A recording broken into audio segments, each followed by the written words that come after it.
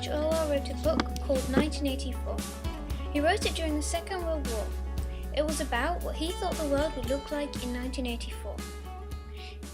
According to him, there was a totalitarian government run by Big Brother. Everything you did was controlled. There was even a thought police to stop you from committing thought crimes. Utter invasion of all privacy, and constant reminders of it everywhere in the form of posters. Luckily, his prophecy didn't come true, but there is something that dictates nearly everyone's life nowadays. It's called the internet. You could ask any given teenager what 9gag.com is, and most probably they would give you the correct answer. My parents and even grandparents have Facebook. The internet went from a foreign concept exclusively used by the military and other government officials to a basic necessity in an average household in 50 years. Can you imagine what it would mean in another 50? It would practically be having to do your laundry by then if the growth rate stayed the same. An internet revelation that isn't very far away is online schooling. Many schools in North America have already started doing this. They are very pleased with the way it's done. Basically, it means that you have no homework. There's no homework to be done by hand anymore, and it all needs to be handed in via email to the teacher. My worry is, though, will actual school buildings and teachers become obsolete by the year 2060 because they've all been replaced by computers? The internet can cause amazing things, like the North African revolutions. Many demonstrations have been organized via Twitter and Facebook. A lot of Western countries feel obliged to contribute to these revolutions somehow. Western governments used to support the government of the country going through the revolution, but now, recently, they have started supporting the people.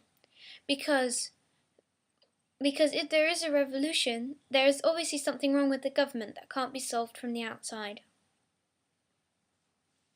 If countries stick together like this, maybe there might not even be any wars at all anymore. We could all sign treaties that say that if one country attacks another, then the whole rest of the world would be on the side of the victim. It would scare people out of even daring to attack some other place. I know I'm just a naive child, but I think it might work. People keep their promise by keeping peace. People shouldn't only keep peace with each other, but also with nature. Something that we're all worried about right now is global warming. You hear it everywhere you go. It's on posters, it's on the TV, on the radio. You can't escape from it. And it is an actual problem. Some people say that it's just a myth made up by people trying to scare us and buy things. But other people are being very innovative and becoming really creative and thinking of ideas that could stop global warming. Even though global warming can't be stopped, the hole in the ozone layer can be prevented from becoming bigger